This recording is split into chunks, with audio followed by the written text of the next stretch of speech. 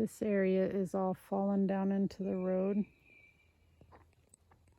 Like right here is some that fell over winter with the freezing and thawing of that embankment there, which is why we're going to have a retaining wall put all the way along here. There's some daisies I need to transplant so I can keep them alive and not lose them. So right now I'm trying to dig out some of this patio area because it was all the way up to the height of the seal. Actually, it was over the height, and last late summer or something I did dig it down a little bit to be under it, but now I've went about 6 inches further down, which you can see along there. That's how far I got, because the last couple days was pretty much rainy. Miss Franny and the kittens are staying around a lot, so I've added to their setup to try to keep them content and wanting to stay around here, basically because they'll maybe keep snakes away and other varmints away. And I've got another little temporary bedding area to jump up and get kind of some height. I've gotten pretty much all of the stacks of scrap wood and shingles and different things up and out of here. The only thing I've left out here was this fence because I wanted to make an arch on this side of our patio area like I have on the other side, just so that when we get to it and plant things, we can have some climbers. I wanted to show you that the last time I was in Indiana, we had a couple trees cut down. This one in particular, when you're up on the balcony, it seemed like you could almost reach out and touch it. I actually joked with Mom about if we had one of those like clothes hooks that they get hanging things off of from department stores, we could probably have reached over and put a bird feeder on it from time to time. But the thing is it was leaning towards the house, and even when they were taking it down, they said it was fighting to come towards the house. So it's a good thing that we went ahead and took it down so that if it fell in a storm, it wouldn't have come towards the house, because even with them doing it in a controlled manner, it still wanted to go towards the house. I still have a lot of it I need to clean up, and then there's some little limbs and stuff I can cut and get out, but these bigger logs, I've managed to stack about 12 of them down at the bottom of the hill, and these just keep getting bigger. So yeah, I need to try to get those off of the hill because I'm leaving again for Indiana to continue that painting job now that the trim will be in. And while I'm gone, some of this area, the hill and this side area and that hill and all of this area, including the drive in that hill along the side of the shed, is all going to be landscaped with retaining walls and boulders, and different areas will be riprap. The hill's gonna be shaped and things planted on it. I think we're gonna shoot for wildflower, semi-shade wildflowers.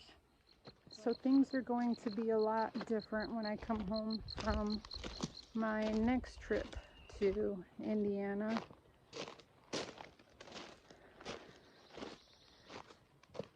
I still have to get some of the flowers that I transplanted just to keep alive in this area. I still need to transplant them and get them out of that area because that area might get filled in while I'm gone. This whole embankment along here, all the way up to the front of the house where there's a slope, is all going to be taken care of while I'm gone. So the only place that I'm thinking won't be touched is this very top section right here, and that's where I went ahead and did temporary plantings in containers and buckets which I still have a stack down there that I've gotten ready that I have to move up here. And hopefully then that'll be out of the way of the landscapers while I'm gone. And with the spring rains, it just keeps washing the slope down and over the drive. So this is all going to be taken care of. This overgrown area that's between the house and the shed has a little walkway right through it here. It's pretty much overgrown, but that's where I kind of walk to go down the slope to get down to the bottom area. And I don't know how much, I don't think much of the top's going to be taken care of. I'll probably take care of that later, but from the backside coming up, that's all going to be bouldered and some retaining efforts put towards that, and then also some steps put up so that that'll be a lot more manageable.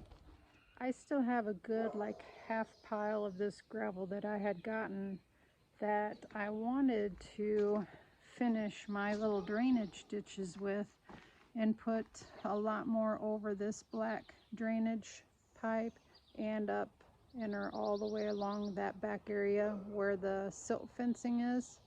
Before we walk all the way on the other side, I also want to get this fire pit cleaned up and out of here before I leave.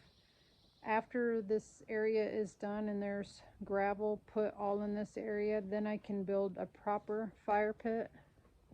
But yeah, this is the other erosion area that I wanted more of that pile of rock moved over, covering these drainage pipes and then having a lot more down the hill. Can't control my finger the way it should go. Looking backwards and sideways. But yeah, having more rock on the downside of the hill for it to stop the water flow. So yeah, I've got more digging to do, a pile of more plants to take up and get out of this area. Burn all of these scrap pieces of wood that I've been using as steppers to keep me out of the mud. I want to get all of that cleaned up and burned before I leave. So when I get back, it'll be a nice, fresh, new landscaped area. I just physically can't do all of that, especially with the big bouldering and the big digging. Yeah, I've had to split the amount that I have dug up into 4 different days. And a youthful, strong person would have got it all done and complete in 1 day, and I'm still not complete. So yeah, it'll be a real burden off my shoulders to have somebody come in to get the bulk of our exterior area starting to make some sense.